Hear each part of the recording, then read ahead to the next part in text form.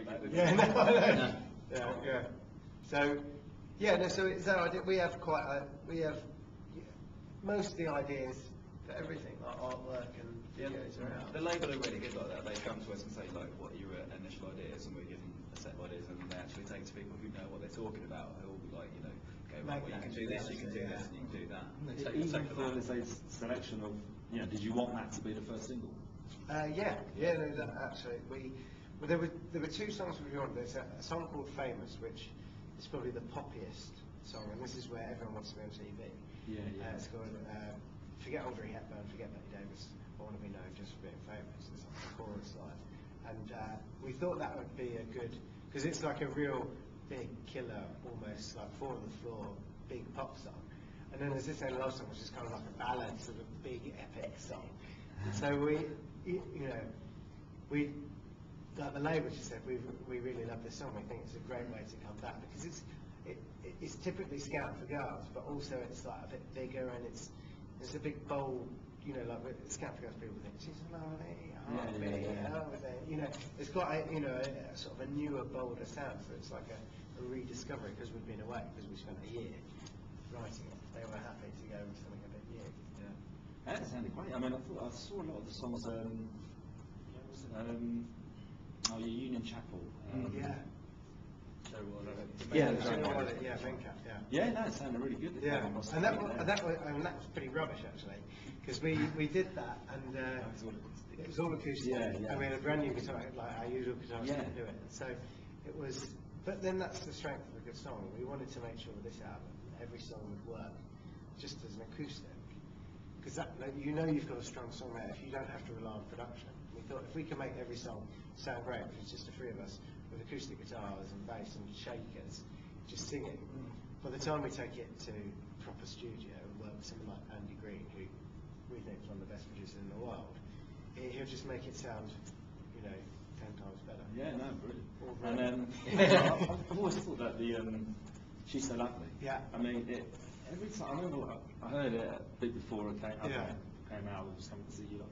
And I was explaining to my friends, like, no, it's like this, She's So Lovely.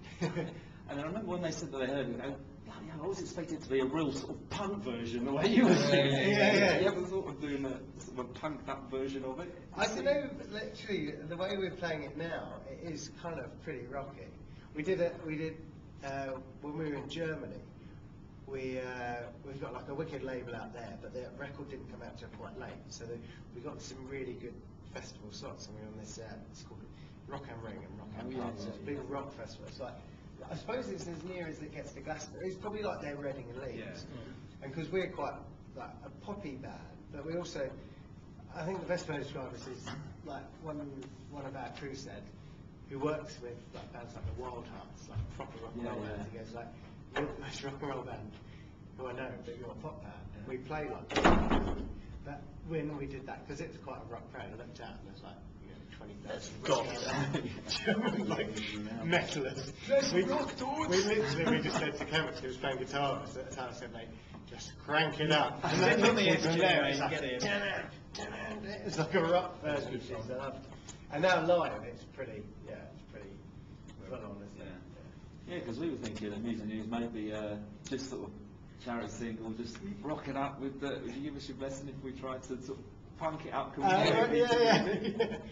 No. Anyway, festival-wise, what are you looking at this summer then? At the moment, I think they're still talking about it. We've got V confirmed, because obviously our tour goes right up into the festival. We're starting out in April, and then we're just waiting for the other ones to come through. Yeah, we love playing festivals. And also the sort of music we make is quite. It's like I think our music is fairly. We started making music not to get into NME or to played on the radio.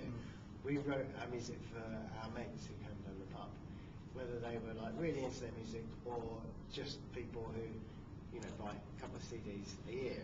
And we wanted to make sure that everyone enjoyed themselves, and that's kind of where our music comes from. It's quite an everyman sort of sound. Music of the people. I love that for sure. But how does songwriting dynamic work? Is it always, is it always like work out separately? Does it work together? Is it always? Do you have a format? Let's say. Yeah. Well, I'll come up with like a melody, and like the thing which I most enjoy doing at pretty much anything in the whole world. Apart from drinking beer, maybe drinking beer, watching telly, and just playing on the guitar or on the piano or on the keyboard, and just coming up with song ideas, like melodies and sort of lyrics and that sort of thing. And I'll put together like a melody into a chorus, into a verse thing, and then when we practice, I'll bring that, and we'll muck around with it for half a day, and we'll try and get it to work. And if it works, like if it's rubbish, they will tell me straight away, because I always think that it's amazing. Every time. Yeah, every time. That's true. Yeah, no, it's going to be #1 stateside for 6 weeks. And like, we start playing it, they go, no, it's not. Mm-hmm. But sometimes we'll play it and it won't work, or sometimes we'll play it and it will work, and we'll start developing, adding more bits there. And then once we've nailed it, and it's going to work, sort of just the three of us, then it's worth going from there. And we'll sit down in the studio, we'll put more things, just demoing it together.